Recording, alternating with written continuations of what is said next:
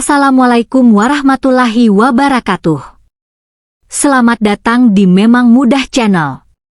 Setiap orang punya cerita, tapi tidak semua orang menyadari bahwa di balik setiap kesulitan, selalu ada benih keberhasilan yang sedang tumbuh. Jangan lupa subscribe channel kami biar tidak ketinggalan kisah-kisah menarik. Dan tinggalkan komentar dari kota mana saja Anda sedang melihat video kami. Semoga bisa menjadi pengingat bagi kita semua bahwa harapan itu selalu ada. Di lantai 42 gedung perkantoran pusat Jakarta, udara selalu terasa 5 derajat lebih dingin. Bukan karena sistem pendingin ruangan yang berlebihan, melainkan karena keberadaan Carla. Di usia yang baru menginjak 30 tahun, Carla telah membangun reputasi sebagai CEO yang tidak hanya sukses, tetapi juga tak tersentuh.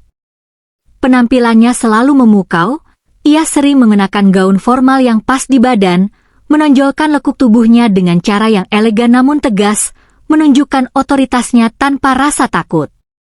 Namun, di balik kecantikannya yang memesona, terdapat tatapan mata yang bisa membekukan siapapun yang berani menentangnya. Bagi Carla, waktu adalah mata uang yang paling berharga. Ia hidup dengan ritme jam atom. Keterlambatan bukan sekadar masalah teknis.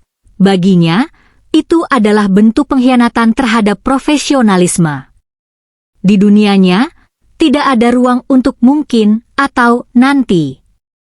Semuanya harus terjadi tepat pada detik yang telah ditentukan. Di sisi lain spektrum kelas sosial kantor itu, ada Reza. Seorang pemuda dengan senyum yang jarang terlihat namun ketulusan yang selalu terasa. Sebagai office boy senior, Reza adalah satu-satunya orang yang benar-benar memahami ritme hidup Carla tanpa perlu diperintah. Ia tahu bahwa Carla menyukai kopi hitam dengan suhu tepat 85 derajat Celcius, tanpa gula, dan harus diletakkan di sudut kanan mejanya tepat pukul 9 pagi. Ia juga yang secara telaten mengusap helai demi helai daun anggrek Phalaenopsis putih di sudut ruangan Carla, memastikan bunga kesayangan sang CEO tidak pernah kekurangan kelembapan. Namun, pagi itu, takdir berkata lain. Pukul 7.43, Reza sedang memacu motor tuanya menuju kantor. Di sebuah persimpangan yang cukup sepi, ia melihat seorang anak kecil tersungkur dari sepedanya. Lutut anak itu robek, darah mengalir deras, dan ia menangis sendirian tanpa ada orang dewasa di sekitarnya.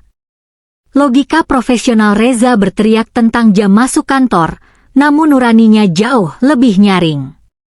Ia menepi, menggendong anak itu ke apotek terdekat, mengobati lukanya, dan menunggu hingga sang ibu datang dengan panik. Reza tiba di lobi kantor dengan napas tersengal. Ia berlari menuju pantry, menyiapkan kopi dengan presisi yang sama meski tangannya sedikit gemetar. Ia melirik jam di dinding, pukul 9.04. Ia berlari menuju lift.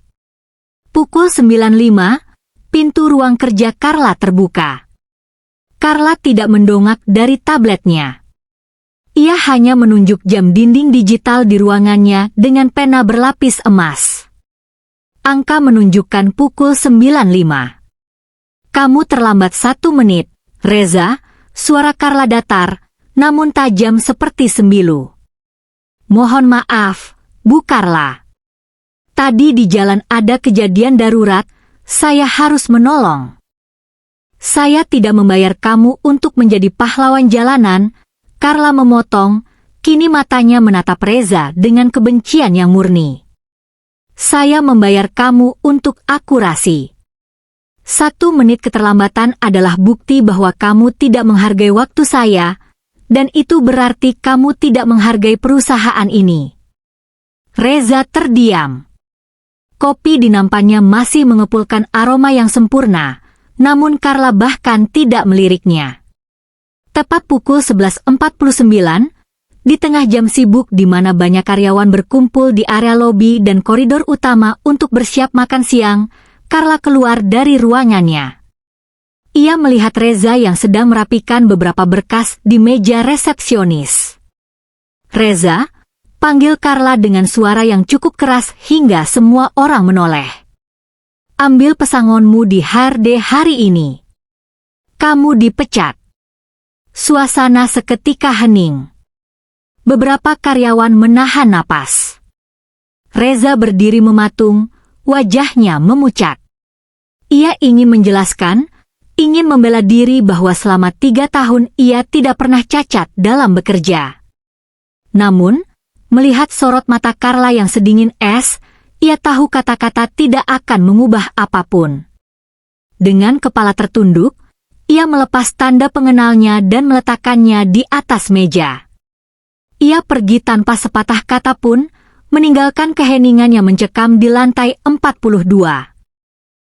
Laporan keuangan tetap mengalir, rapat-rapat penting masih dijadwalkan dengan presisi militer, dan Carla tetap tampil memukau dengan balutan blazer Salem yang elegan namun tajam.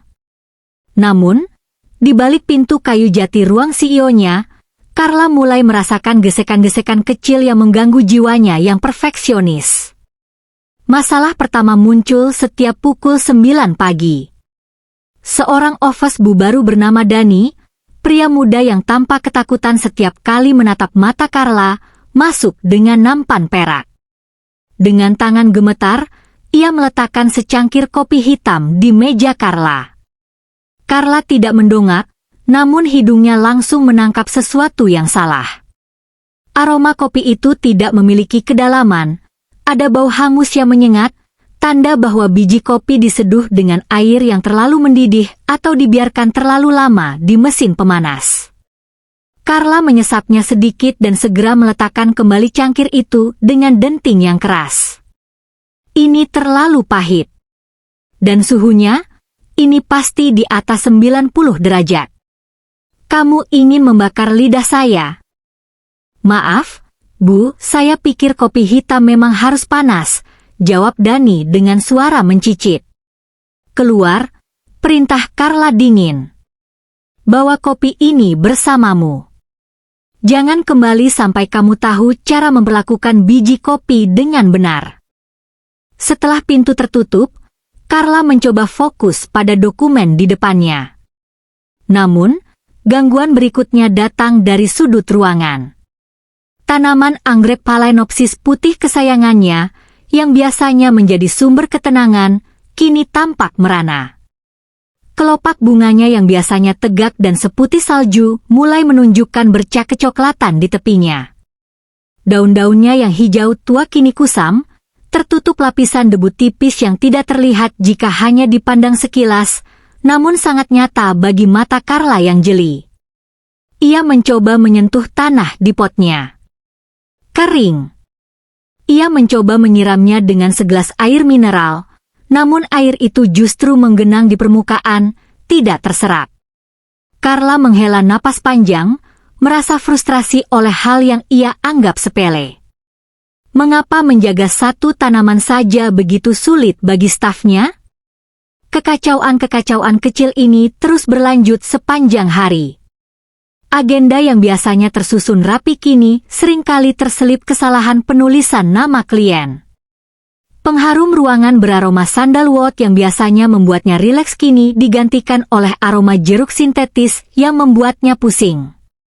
Carla menyadari bahwa kenyamanan yang selama ini ia nikmati bukanlah hasil dari sistem kantor yang hebat, melainkan hasil dari kerja satu orang yang bergerak dalam diam. Pukul 15.37, saat sedang mencari laporan audit tahun lalu di laci bawah mejanya yang paling dalam, jemari Carla menyentuh sesuatu yang kasar. Ia menariknya keluar. Itu adalah sebuah buku catatan saku bersampul coklat kusam dengan bekas noda kopi di sudutnya. Di halaman depan, tertulis dengan pensil, catatan harian ruang CEO, Reza. Carla terdiam sejenak. Keingintahuannya mengalahkan ego. Ia mulai membalik halaman demi halaman yang dipenuhi tulisan tangan yang sangat rapi, hampir menyerupai kaligrafi. Senin, pukul 8.15, jangan lupa bersihkan debu di ventilasi atas meja Bu Carla.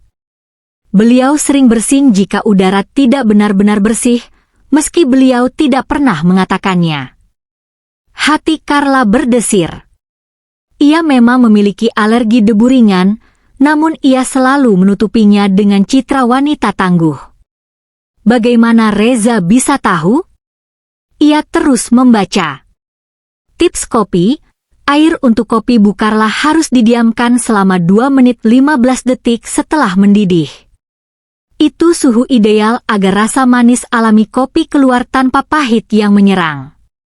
Gunakan cangkir keramik yang sudah dipanaskan terlebih dahulu agar suhunya stabil. Carla memejamkan mata. Ia membayangkan Reza berdiri di pantry, menunggu detik demi detik hanya untuk memastikan suhunya pas. Bukan karena perintah, tapi karena kepedulian. Halaman berikutnya lebih menyentuh. Anggrek, jangan pernah menyiramnya di siang hari. Anggrek ini suka kelembapan udara. Semprotkan embun halus ke daunnya sambil dibersihkan dengan kain sutra. Dia adalah teman bicara Bu Carla saat beliau sedang stres menghadapi rapat besar. Pastikan dia selalu cantik untuk menemani beliau. Carla merasakan tenggorokannya tercekat. Ia teringat saat-saat ia merasa sangat tertekan oleh tuntutan investor. Ia sering berdiri di depan anggrek itu hanya untuk sekadar bernapas. Ia mengira itu hanya kebetulan tanaman itu selalu terlihat segar. Ternyata, ada seseorang yang menjaganya agar tetap cantik demi kesehatan mentalnya. Catatan terakhir di buku itu bertanggal sehari sebelum pemecatan. Minggu depan jadwalnya padat. Stok teh chamomile harus ditambah. Bu Carla biasanya mulai migrain kalau bekerja di atas jam 8 malam. Letakkan teh di samping laptopnya, jangan bicara apa-apa, cukup tinggalkan saja agar beliau tidak merasa terganggu. Carla menutup buku itu dengan tangan gemetar. Ia menyandarkan punggungnya ke kursi kulit mahalnya, menatap langit-langit ruangan yang luas itu. Untuk pertama kalinya, kemewahan di sekelilingnya terasa mencekik. Ia merasa seperti seorang ratu yang tinggal di istana kristal yang indah namun hampa. Selama ini, ia mendewakan kedisiplinan dan angka. Ia menganggap manusia hanyalah bidak catur yang bisa diganti kapan saja. Namun, buku catatan di tangannya membuktikan satu hal yang tidak pernah ia pelajari di sekolah bisnis, bahwa dedikasi yang tulus tidak memiliki label harga, dan empati adalah minyak yang menggerakkan roda kehidupan, bukan sekadar ketepatan waktu. Penyesalan mulai merayap seperti kabut dingin. Ia teringat wajah Reza saat ia memecatnya di depan umum, wajah yang penuh luka, namun tidak membalas dengan kemarahan. Carla menyadari bahwa dengan memecat Reza demi 1 menit keterlambatan, ia telah membuang satu-satunya orang yang benar-benar peduli pada kemanusiaannya, bukan hanya pada jabatannya sebagai CEO. Lampu-lampu Jakarta mulai menyala di luar jendela, namun ruangan Carla terasa lebih gelap dari biasanya. Ia harus melakukan sesuatu. Ia tidak bisa lagi mengabaikan rasa hampa ini. Kebenaran harus dicari, bahkan jika itu berarti ia harus menghadapi cermin yang memperlihatkan keburukan sifatnya sendiri. Pikirannya terus berputar pada satu pertanyaan, mengapa pria sededikasi Reza bisa terlambat? Logika kaku yang selama ini ia agungkan mulai goyah oleh rasa penasaran yang menyakitkan. Pukul 21.37, Carla melangkah keluar dari ruangannya. Langkah kakinya yang menggunakan sepatu hak tinggi menggema di koridor yang sepi. Ia tidak menuju lift untuk pulang, melainkan menuju ruang kendali keamanan di lantai basement. Petugas keamanan yang berjaga, seorang pria paruh baya bernama Pak Bambang, hampir melompat dari kursinya saat melihat CEO perusahaan berdiri di depan pintu ruang CCTV. Bu Carla? Ada yang bisa saya bantu malam-malam begini? Pak Bambang, Buka rekaman CCTV tanggal 14 kemarin, suara Carla tidak sedingin biasanya, ada nada urgensi yang tertahan. Area gerbang depan dan persimpangan jalan tepat sebelum masuk ke area gedung. Mulai dari pukul 7.30 pagi. Pak Bambang dengan sigap mengoperasikan komputer. Layar-layar besar di depan mereka mulai menampilkan rekaman digital yang jernih. Carla berdiri bersedekap, matanya tidak berkedip menatap layar nomor 4 yang mengarah ke jalan raya. Pada pukul 7.40, ia melihat motor tua Reza muncul di layar. Reza berkendara dengan tenang, menjaga kecepatan yang stabil, khas pribadinya yang teratur. Namun, tepat di persimpangan jalan satu blok sebelum gedung kantor, sebuah bayangan kecil berlari ke tengah jalan. Seorang anak kecil, mungkin berusia 6 tahun, mengejar bola yang memantul ke arah jalur cepat. Di layar, Carla melihat sebuah sepeda motor lain melaju kencang dan menyenggol anak itu hingga tersungkur. Si pelaku tabrak lari langsung tancap gas. Carla menahan napas. Ia melihat Reza mengerem mendadak hingga motornya hampir tergelincir. Tanpa ragu, Reza menjatuhkan motornya sendiri di pinggir jalan dan berlari menuju anak yang bersimbah darah itu. Di bawah lampu jalan yang temaram dalam rekaman tersebut, Carla menyaksikan pemandangan yang meruntuhkan egonya. Reza melepas jaket kerjanya untuk membebat luka di kaki si anak, menggendongnya dengan penuh kasih, dan mencoba menenangkan tangisan sang anak sambil mencari bantuan. Reza tidak melihat jam tangannya. Ia tidak peduli pada peringatan 1 menit yang menghantui karirnya. Baginya, nyawa seorang anak jauh lebih berharga daripada kopi panas di meja CEO.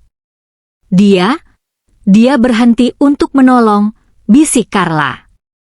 Suaranya bergetar. "Ah, iya Bu," sahut Pak Bambang pelan, tidak menyadari ketegangan batin bosnya. "Reza memang anak baik. Dia sempat cerita ke saya pagi itu sambil terengah-engah kalau dia harus mengantar anak itu ke apotek dulu karena ibunya tidak ada. Dia kelihatan sangat merasa bersalah karena terlambat 1 menit." Carla memejamkan mata. Rasa malu yang luar biasa menghujam jantungnya. Ia teringat kembali momen pukul 11.49 saat ia mempermalukan Reza di depan semua karyawan. Ia teringat kata-katanya yang berbisa, "Saya tidak membayar kamu untuk menjadi pahlawan jalanan." Ternyata, selama ini ia bukan sedang memimpin sebuah perusahaan, melainkan sedang memimpin sebuah tirani kecil yang tidak memiliki ruang untuk kebaikan. Matikan rekamannya, Pak Bambang. "Terima kasih," ucap Carla lirih. Ia berjalan keluar dengan langkah gontai. Di dalam lift, ia melihat bayangan dirinya di cermin, wanita cantik dengan pakaian mewah, namun terasa begitu miskin nurani. Sementara itu, di sebuah gang sempit yang hanya diterangi lampu jalanan kuning, Reza sedang duduk di depan sebuah gerobak kayu yang baru setengah jadi. Setelah dipecat, ia sempat terpuruk selama 2 hari. Ia merasa dunianya runtuh karena ia sangat mencintai pekerjaannya, bukan karena gajinya, tapi karena ia merasa berguna saat memastikan segala sesuatu berjalan sempurna untuk orang lain. Namun, saat melihat buku catatan kecil cadangan yang ia miliki di rumah, sebuah semangat baru muncul. Ia teringat bagaimana Carla selalu memuji kopi buatannya, meski hanya dengan anggukan kecil. Ia sadar bahwa ia memiliki keahlian yang jarang dimiliki orang, ketelitian dalam rasa. Dengan sisa tabungannya yang sangat terbatas, Reza membeli kayu bekas dan peralatan kopi manual. Ia mengecat gerobaknya sendiri dengan warna coklat hangat. Pada bagian atas gerobak, ia menuliskan sebuah nama dengan kuas kecil, "Kopi 1 menit." Pukul 19.39 malam itu, Reza mencoba menyeduh kopi pertamanya di gerobak tersebut. Ia menggunakan termometer untuk memastikan airnya berada di suhu 85 derajat Celcius. Ia menutup matanya, menghirup aroma kopi yang mengepul, dan membayangkan ia sedang menyajikannya untuk seseorang yang sangat ia hormati. 1 menit bisa menghancurkan hidup seseorang, tapi 1 menit juga bisa membangun mimpi baru, gumam Reza pada dirinya sendiri. Ia tidak menaruh dendam pada Carla. Baginya, Carla hanyalah wanita yang terlalu kesepian dalam kesuksesannya sehingga lupa cara melihat dunia dengan hati. Di trotoar yang berdebu itu, Reza memulai babak baru hidupnya. Ia bukan lagi seorang office boy yang harus tunduk pada jam dinding digital. Ia kini adalah penguasa atas waktunya sendiri, menyeduh kebaikan dalam setiap cangkir kopi yang ia jual. Namun, kali ini, kekuasaannya tidak berarti apa-apa. Alamat yang tertera di data HRD adalah sebuah rumah kontrakan kecil yang sudah ditinggalkan Reza 3 hari setelah pemecatan. Ponselnya tidak lagi aktif. Setiap hari, saat pulang kantor, Carla meminta sopirnya untuk memutar melewati jalan-jalan sempit dan ganggang di sekitar gedung kantor. Ia menurunkan kaca mobilnya, membiarkan debu jalanan Jakarta menyentuh wajahnya yang biasanya terlindungi, berharap bisa melihat sosok pria dengan senyum tulus itu. Penyesalan itu kini telah menjelma menjadi beban yang ia bawa di pundaknya setiap kali ia melihat meja kerjanya yang masih terasa salah. Hingga suatu sore, di tengah kemacetan total yang mengunci kawasan pusat bisnis, sebuah aroma menyelinap masuk melalui celah jendela mobilnya. Aroma itu sangat spesifik, campuran antara biji kopi Arabica yang diseduh dengan suhu presisi dan sedikit aroma tanah yang basah. Carla tertegun. Ia mengenal aroma ini. Ini adalah aroma yang sama yang selalu menyambutnya setiap pukul 9 pagi di lantai 42. "Pak, berhenti di sini," perintah Carla tiba-tiba. "Tapi Bu, ini di tengah jalan, dilarang berhenti."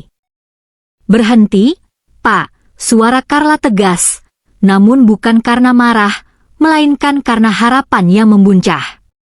Ia keluar dari mobil, mengabaikan tatapan heran para pengendara lain.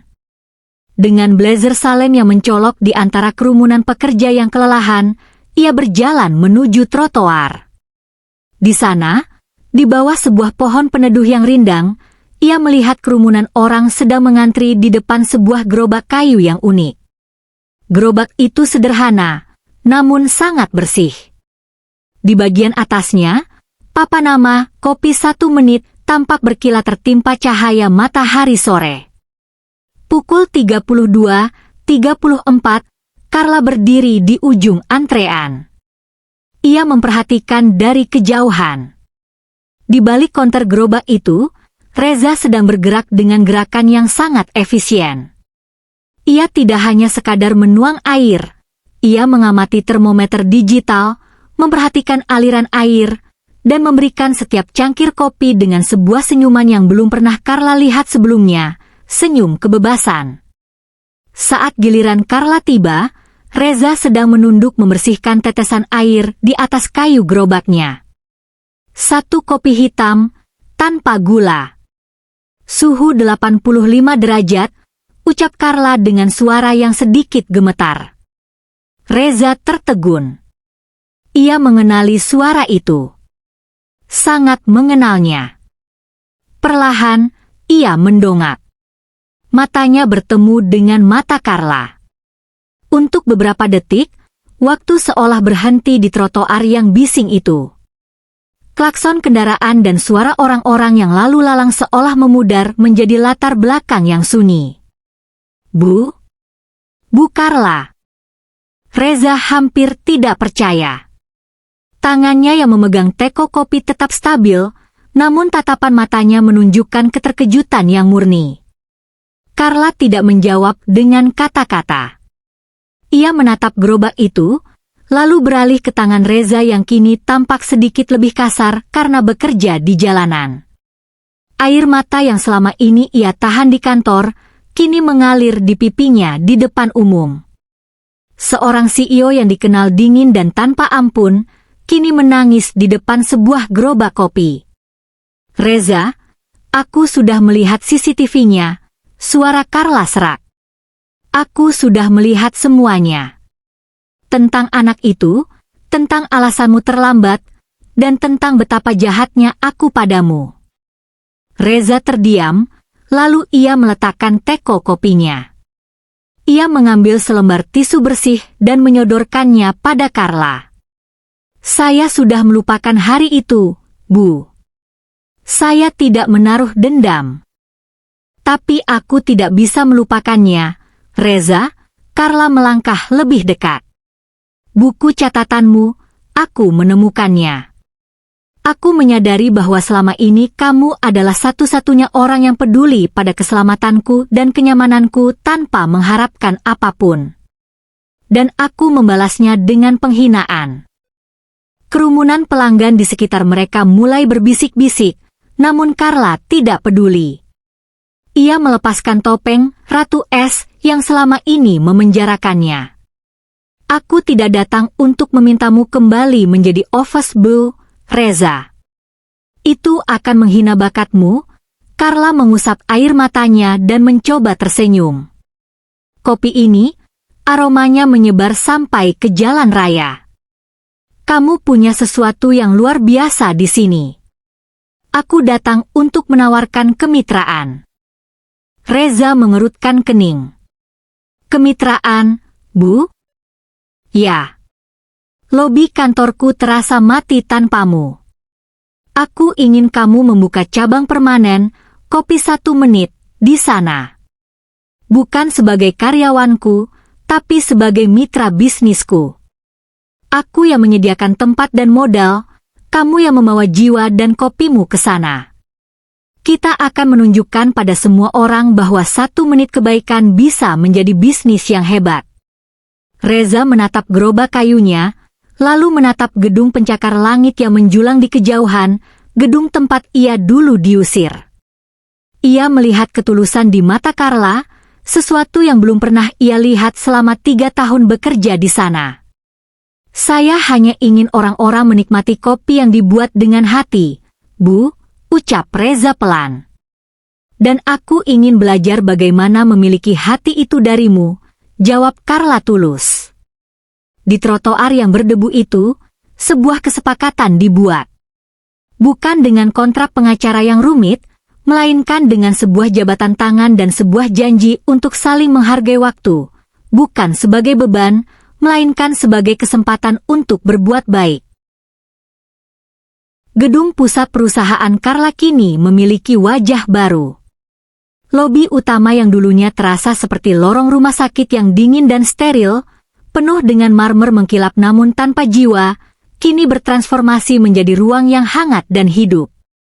Di sudut paling strategis, tepat di samping jendela besar yang menghadap ke taman kota, berdiri sebuah kafe dengan desain minimalis namun elegan. Papan namanya kini bukan lagi dari kayu bekas, melainkan terbuat dari akrilik hitam dengan lampu neon hangat yang membentuk tulisan, "Kopi 1 menit."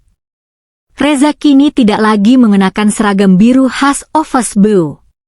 Ia berdiri di balik mesin kopi modern dengan apron kulit berwarna coklat tua. Gerakannya tetap sama, presisi, tenang, dan penuh perhatian. Namun, ada satu perbedaan besar, ia tidak lagi bekerja dalam bayang-bayang. Sekarang, setiap karyawan, mulai dari manajer tingkat atas hingga staf keamanan, menyapa namanya dengan hormat setiap pagi. Pukul 38.58 sore, saat matahari mulai terbenam dan menciptakan semburat jingga di balik gedung-gedung pencakar langit Jakarta, Carla turun dari ruangannya. Ia tidak lagi berjalan dengan terburu-buru seolah dikejar oleh hantu waktu. Langkahnya lebih santai, wajahnya tampak lebih lembut, dan ia mengenakan blazer Salem favoritnya dengan kancing terbuka, menunjukkan sisi dirinya yang lebih relaks. Ia berjalan menuju konter kopi. Tanpa perlu memesan, Reza sudah menyiapkan sebuah cangkir keramik berwarna putih bersih. Kopi hitam, Arabica Gayo, suhu tepat 85 derajat, ucap Reza sambil meletakkan cangkir itu di atas meja bar. Carla tersenyum, sebuah senyuman yang kini lebih sering terlihat di wajahnya. Kamu selalu tahu cara menutup hariku dengan sempurna, Rez. Carla menyesap kopi itu. Rasanya masih sama seperti dulu, hangat dan menenangkan, namun kini ada rasa syukur yang menyertainya. Ia menoleh ke arah meja-meja kafe yang dipenuhi oleh karyawan yang sedang bersantai sejenak sebelum pulang. Di setiap meja, terdapat sebuah pot kecil berisi anggrek putih yang mekar dengan sangat indah. Anggrek di atas sana juga tumbuh sangat baik, kata Carla sambil menunjuk ke arah lantai atas. Ternyata benar katamu, mereka hanya butuh sedikit diajak bicara dan diperhatikan dengan hati. Reza terkekeh pelan sambil mengelap konter. Manusia dan tanaman tidak jauh berbeda, Bu. Jika kita memperlakukan mereka hanya sebagai angka atau dekorasi, mereka akan layu. Tapi jika kita memberi mereka waktu dan empati, mereka akan memberikan yang terbaik. Hubungan mereka telah berevolusi jauh melampaui sekadar kemitraan bisnis. Carla telah belajar bahwa kepemimpinan yang sesungguhnya bukan tentang seberapa keras ia bisa menekan orang lain untuk disiplin, melainkan seberapa besar ia bisa menginspirasi mereka melalui kemanusiaan. Sebaliknya, Reza menemukan bahwa ketulusannya memiliki nilai yang jauh lebih besar daripada sekadar pelayanan. Ia telah menjadi jantung dari gedung itu. Seringkali, di sela-sela kesibukan, mereka akan duduk bersama di sudut kafe, mendiskusikan rencana ekspansi bisnis atau sekadar bercerita tentang hal-hal kecil. Ada getaran yang tak terucapkan di antara mereka, sebuah bentuk cinta yang tumbuh dari rasa hormat yang mendalam dan penebusan dosa masa lalu. Tahu tidak, ucap Carla tiba-tiba, menatap jam dinding besar di lobi yang menunjukkan pukul 18. Dulu aku sangat benci 1 menit yang terbuang. Aku merasa itu adalah kerugian besar bagi perusahaan. Reza memandang Carla, menunggu kelanjutannya. Tapi sekarang aku sadar, lanjut Carla, 1 menit yang kamu gunakan untuk menolong anak itu adalah 1 menit paling berharga dalam sejarah perusahaan ini. Karena jika bukan karena 1 menit itu, aku mungkin akan tetap menjadi wanita dingin yang tidak punya hati selamanya. Reza tersenyum tulus, ia menjangkau tangan Carla yang berada di atas meja dan menggenggamnya singkat. 1 menit bisa menghancurkan, tapi 1 menit juga bisa menyembuhkan, Bu. Kisah mereka menjadi legenda di kantor itu. Bukan tentang CEO cantik yang jatuh cinta pada office boy-nya, melainkan tentang 2 jiwa yang saling menemukan kembali kemanusiaan mereka melalui secangkir kopi dan sebuah penyesalan. Di kopi 1 menit, waktu tidak lagi dihitung sebagai beban, melainkan sebagai kesempatan untuk saling menghargai. Saat lampu-lampu lobi mulai diredupkan, Carla dan Reza berjalan keluar gedung bersama-sama. Mereka membuktikan bahwa di dunia yang bergerak begitu cepat dan tanpa ampun, berhenti sejenak untuk melakukan kebaikan adalah investasi terbaik yang pernah ada. Karena pada akhirnya, kesempurnaan yang buta akan selalu kalah oleh ketulusan yang melihat dengan hati.